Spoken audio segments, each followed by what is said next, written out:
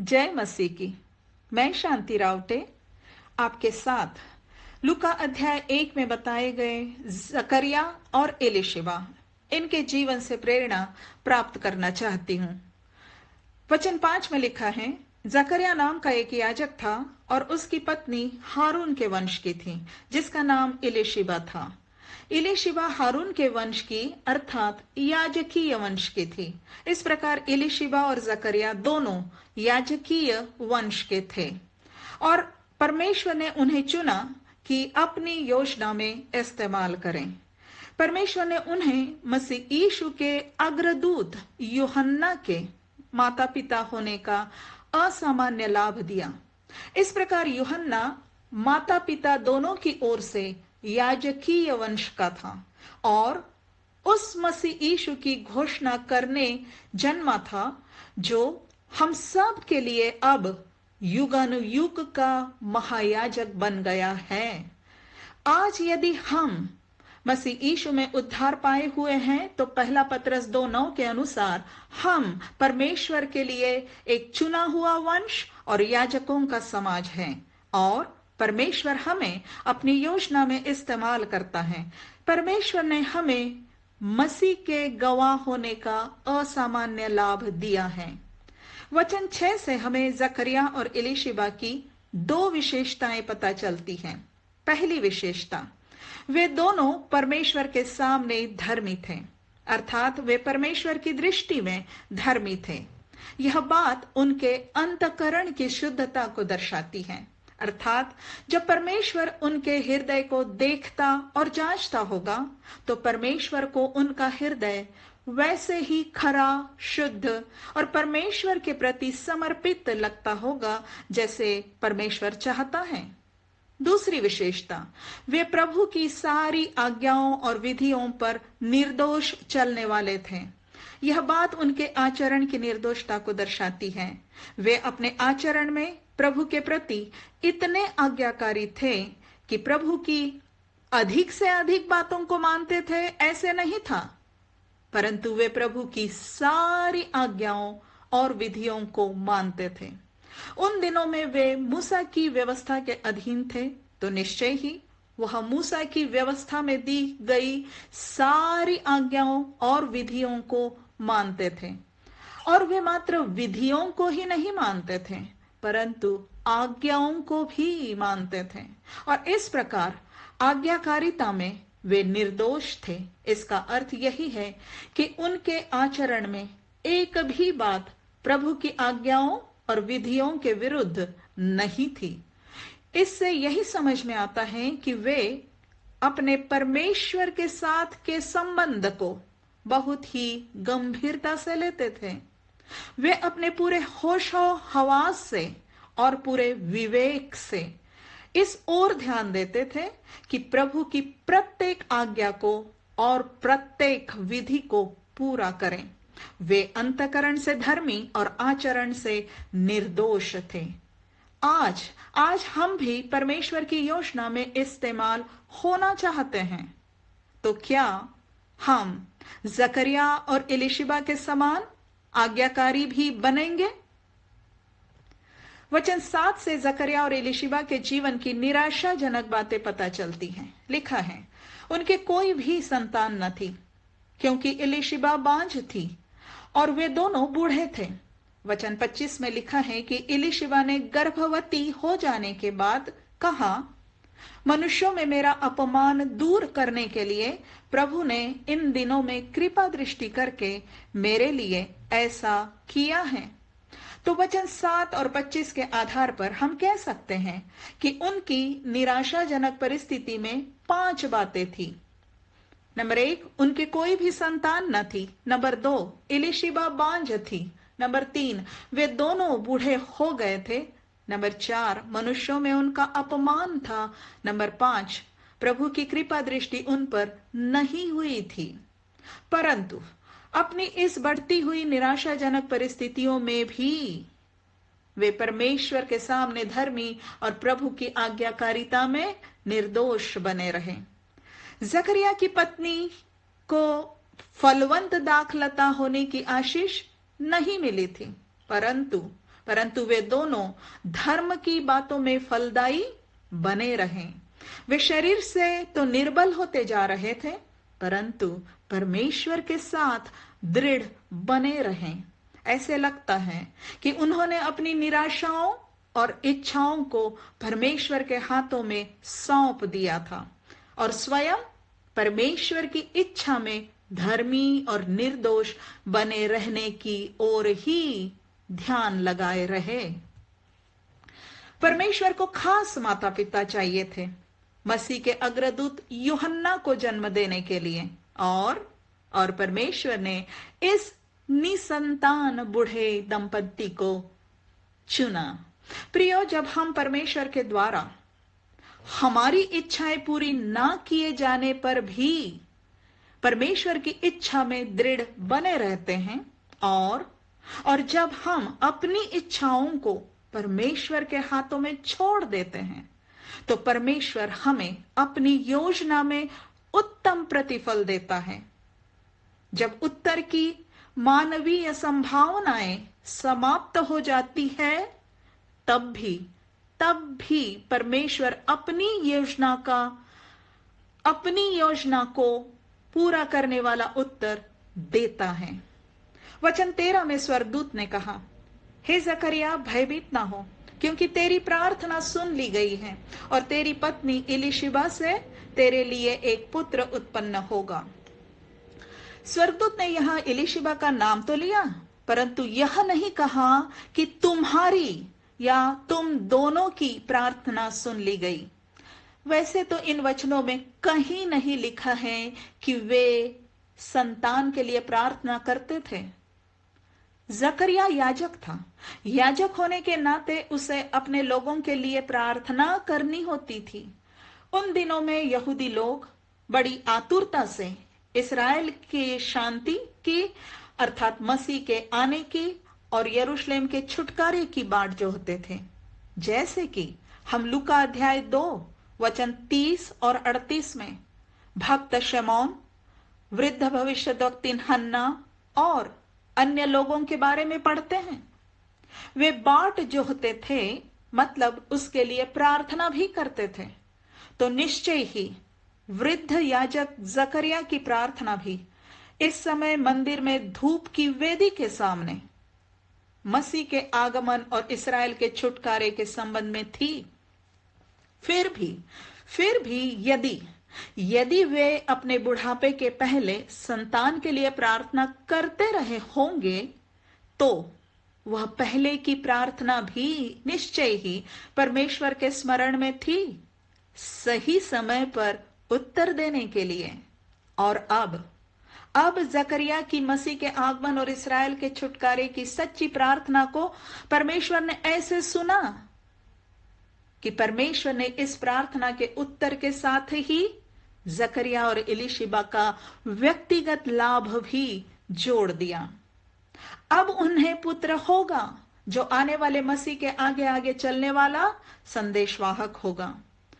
इस प्रकार वचन 6 में स्वर्गदूत के और इस शब्द से अर्थ यह था कि हे जकरिया, तेरी मसीह के आगमन और इस्राएल के छुटकारे के लिए की गई प्रार्थना सुन ली गई है। इसके साथ ही तेरी पत्नी एलीशिबा से तेरे लिए एक पुत्र उत्पन्न होगा। परंतु ऐसे लगता है कि जकरिया संतान की अपेक्षा छोड़ चुका था और उसका ध्यान अपनी बुढ़ापे की असंभव दशा में ही अटक गया और उसने कहा, यह मैं कैसे जानूं, क्योंकि मैं तो बूढ़ा हूं और मेरी पत्नी भी बूढ़ी हो गई है। यहां जकरिया की चूक यह थी कि वह अपनी निर्बलता को देखते हुए परमेश्वर की संपूर्ण योजना में भी विश्वास करने से चूक गया था। स्वर्गदूत ने जो बातें जकरिया से उसके पुत्र यूहन्ना के बारे में कही थी, वे सीधे सीधे उन भविष्यवाणियों से थी जो यशायाह और मलाकी भविष्यद्वक्ताओं के द्वारा मसीह के अग्रदूत के लिए कही गई थी, जैसे कि यशायाह 40 वचन 3 और मलाकी अध्याय 4 वचन 5 और 6। जकरिया अपनी असंभावनाओं से अधिक परमेश्वर पर और परमेश्वर के वचन पर दृष्टि स्थिर करता। जकरिया यदि अपनी असंभावनाओं से अधिक परमेश्वर पर और परमेश्वर के वचन पर दृष्टि स्थिर करता तो अविश्वास करने से बच जाता। परंतु वह विश्वास करने में चूक गया और स्वर्गदूत ने उससे कहा, जिस दिन तक ये बातें पूरी ना हो ले उस दिन तक तू मौन रहेगा और बोल ना सकेगा, इसलिए कि तूने मेरी बातों की जो अपने समय पर पूरी होगी प्रतीति ना की। तथापि प्रियो, तथापि बातें ऐसी ही नहीं रही। हम देखते हैं आगे कि जकरिया विश्वास में लौट आया। वह विश्वास में ऐसे लौटा कि फिर उसका मन अपने लाभ से अधिक परमेश्वर की बातों में ही लग गया। लूका अध्याय 1:67 से 79 में हम जकरिया के स्तुति गान को पढ़ते हैं। उसमें जकरिया ने कहीं भी नहीं कहा कि देखो परमेश्वर ने मेरी प्रार्थना सुनी और बुढ़ापे में मुझे पुत्र दिया। जी नहीं, जकरिया ने ऐसा नहीं कहा, परंतु उसने परमेश्वर को मात्र इस्राएल के छुटकारे और उद्धार के लिए ही, अर्थात मसीह के लिए ही धन्यवाद दिया।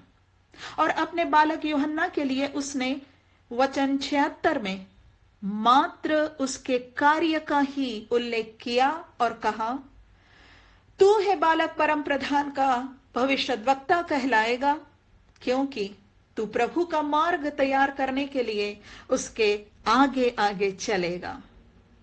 हम आशा कर सकते हैं कि जकरिया गूंगा होते ही विश्वास में वापस आ गया होगा। निश्चय ही वह ताड़ना उसके अविश्वास को सही करने के लिए ही दी गई थी। उसके अविश्वास को दूर करके विश्वास में वापस लाने के लिए ही दी गई थी। हम जकरिया और एलीशिबा को ऐसे जानकर कल्पना कर सकते हैं कि उनका घर कितना अधिक धार्मिक और ईश्वरीय वातावरण से परिपूर्ण रहा होगा। और ऐसे ही घर को परमेश्वर ने मसीह के अग्रदूत यूहन्ना के जन्म और परवरिश के लिए चुना।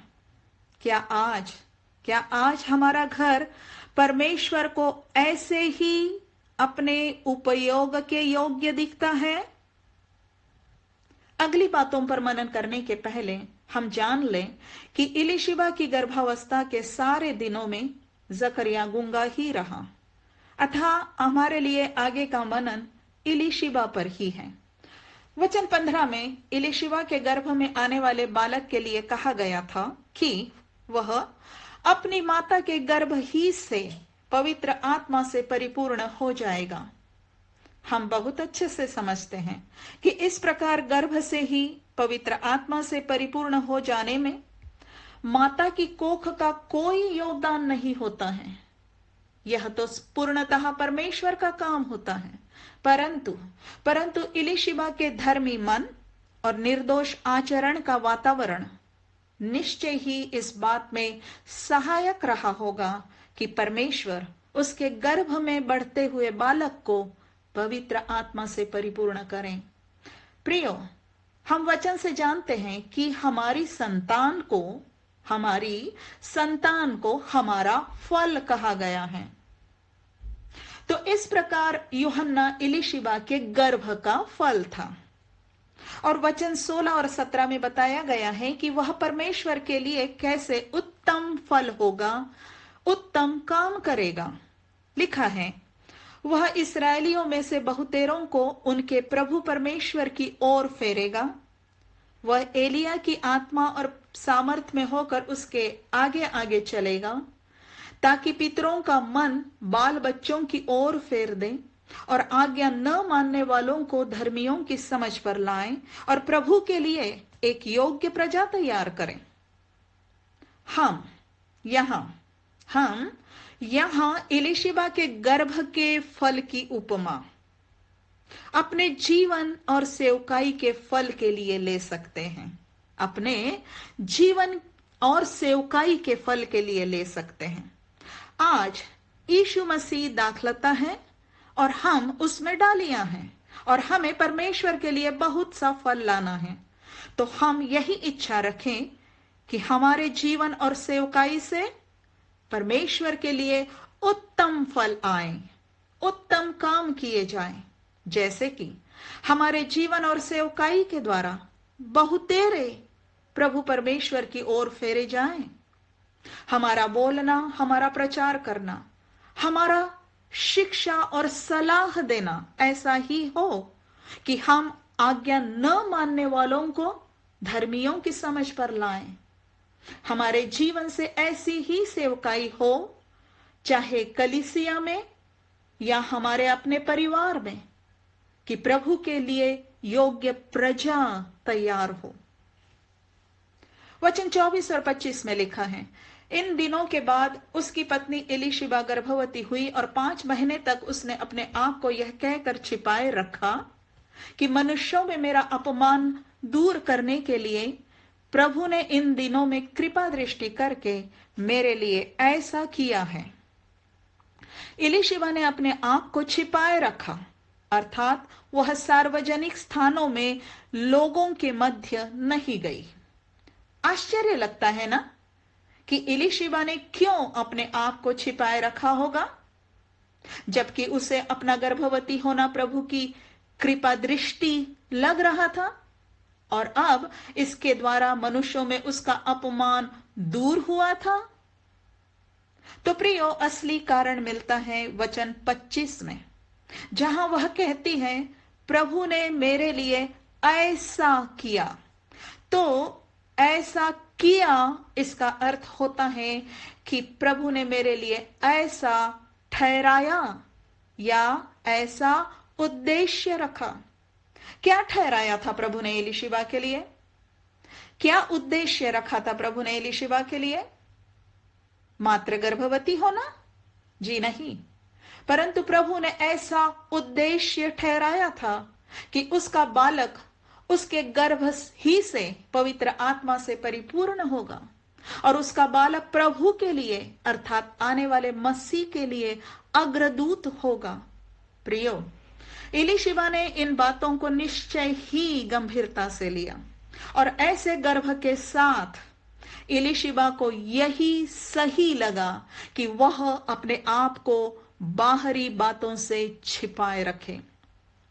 प्रियो, इससे हमारे लिए शिक्षा यही है कि आज हम भी अपने उद्धार को, अर्थात मसीह यीशु के लहू के द्वारा सब पापों से शुद्ध किए जाने को गंभीरता से लें, क्योंकि 2 कुरिन्थियों 6 वचन 17 में प्रभु हमसे कहता है कि उनके बीच में से निकलो और अलग रहो और अशुद्ध वस्तु को मत छुओ, तो मैं तुम्हें ग्रहण करूंगा।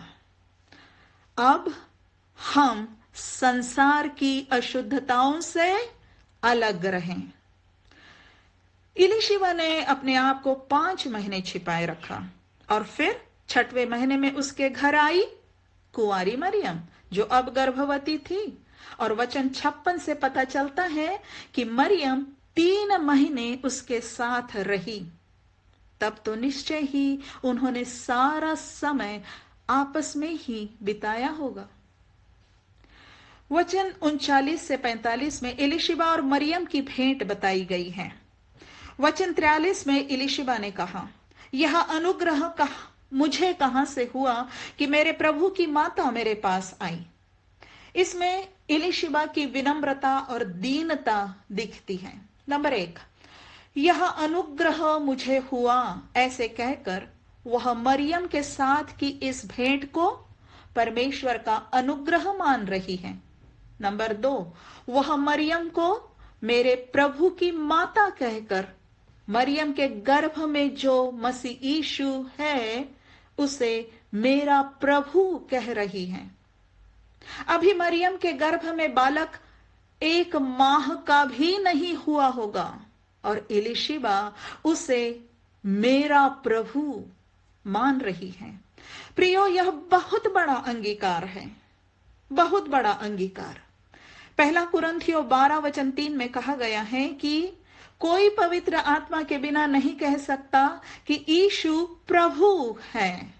यहां वचन 41 में कहा गया है, ज्यों ही इलीशिबा ने मरियम का अभिवादन सुना, त्यों ही बच्चा उसके पेट में उछला और इलीशिबा पवित्र आत्मा से परिपूर्ण हो गई। और पवित्र आत्मा से परिपूर्ण होते ही वह मरियम के बिना कुछ कहे पहचान गई कि कुंवारी मरियम गर्भवती है और जो उसके गर्भ में है वह प्रभु है। इलीशिबा पहचान गई कि जिस प्रभु के आगे आगे उसके पुत्र यूहन्ना को चलना है, वही प्रभु मरियम के गर्भ में है। जिस प्रभु के लिए उसके पुत्र यूहन्ना को प्रजा तैयार करना है, वह प्रभु यही है। और इलीशिबा जान गई और मान गई कि यह प्रभु मेरा प्रभु है, मेरा प्रभु। और यह भी समझ में आता है प्रियो कि इलीशिबा के पहले उसके पेट में बच्चे ने अपने प्रभु को पहचान लिया था। और इसीलिए ज्यों ही मरियम के अभिवादन का शब्द उसकी माता इलीशिबा के कानों में पड़ा, त्यों ही वह पेट में ही आनंद से उछल पड़ा। सचमुच सचमुच यूहन्ना अपनी माता के गर्भ से ही पवित्र आत्मा से परिपूर्ण था। प्रियो, पवित्र आत्मा के प्रमुख गुणों में यह है कि वह प्रभु यीशु मसीह की गवाही देता है, उसकी महिमा करता है। यूहन्ना 15:26 और यूहन्ना 16:14। इस समय इलीशिबा और उसके पेट में का बच्चा दोनों ही पवित्र आत्मा से परिपूर्ण थे और वे दोनों ही यीशु को प्रभु मान रहे थे और अपने आनंद को प्रकट करके उसकी महिमा कर रहे थे। प्रियो, रोमियो 10:9 के अनुसार यदि आज हमने पुनरुत्थित मसीह यीशु में विश्वास करके उसे अपना प्रभु जानकर अंगीकार किया है, तो हमारा उद्धार हुआ है। और हमारा उद्धार हुआ है तो परमेश्वर ने हम में निवास करने के लिए हमें पवित्र आत्मा दिया है। और पवित्र आत्मा हम में है तो हम मसीह यीशु की गवाही देंगे कि वह प्रभु है और आनंद के साथ उसकी महिमा करेंगे। वचन 56 में लिखा है कि मरियम लगभग 3 महीने उसके साथ रहकर अपने घर लौट गई।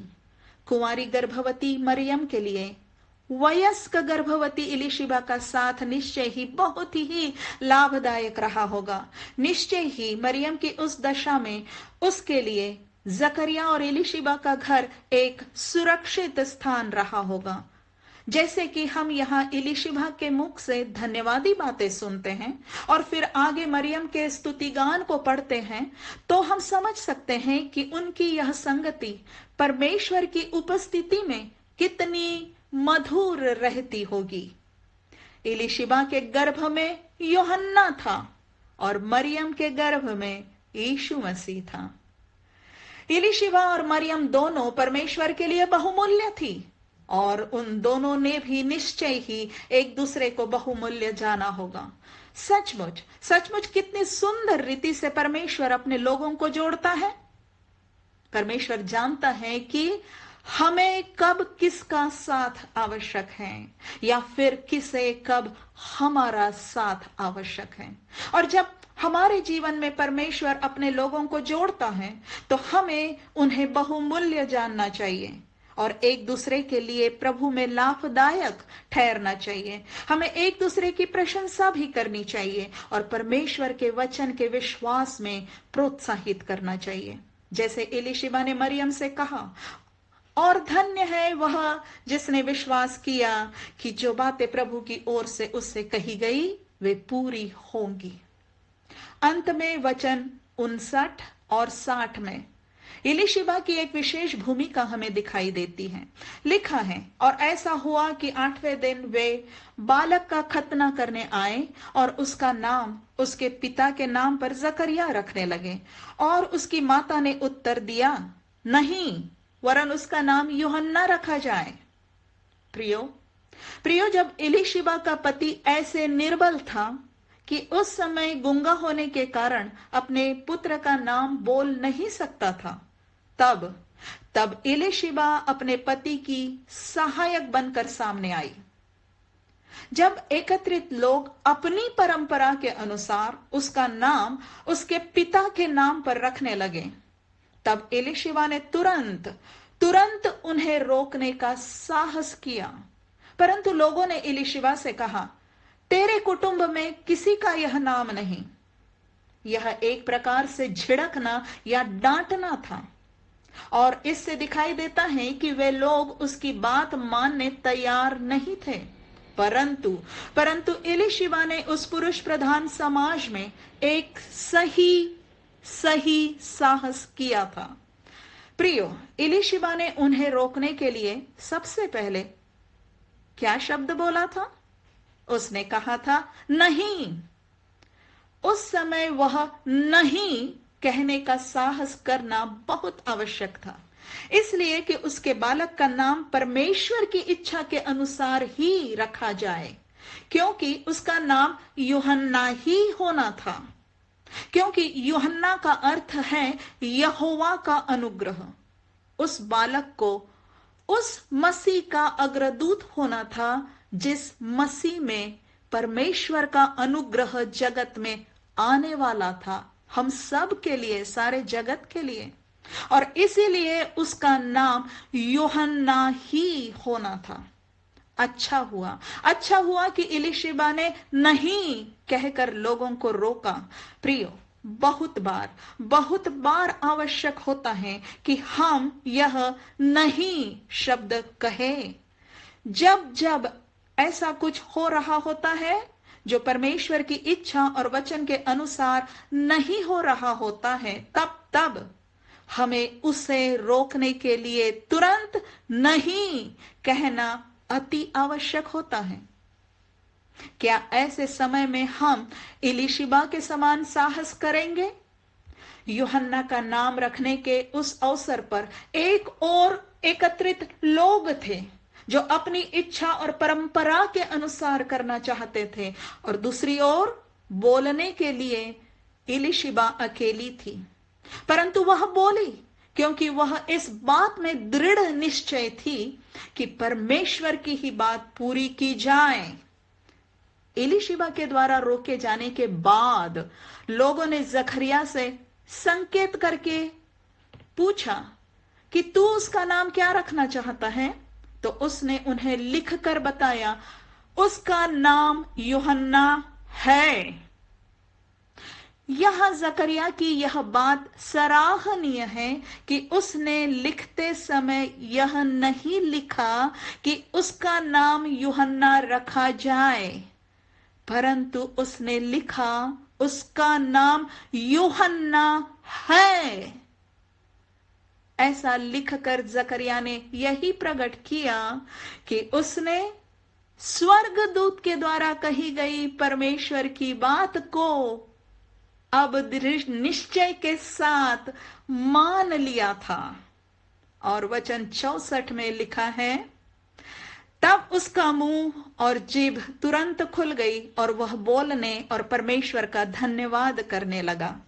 प्रियो, हमारे वचन के मनन करने का परिणाम यही होना चाहिए। हमारे वचन के मनन करने का परिणाम यही होना चाहिए कि जब हम परमेश्वर के वचन को जान लेते हैं, समझ लेते हैं, तो फिर हम उसे अर्थात परमेश्वर के वचन को दृढ़ निश्चय के साथ अपने जीवन में लागू करें।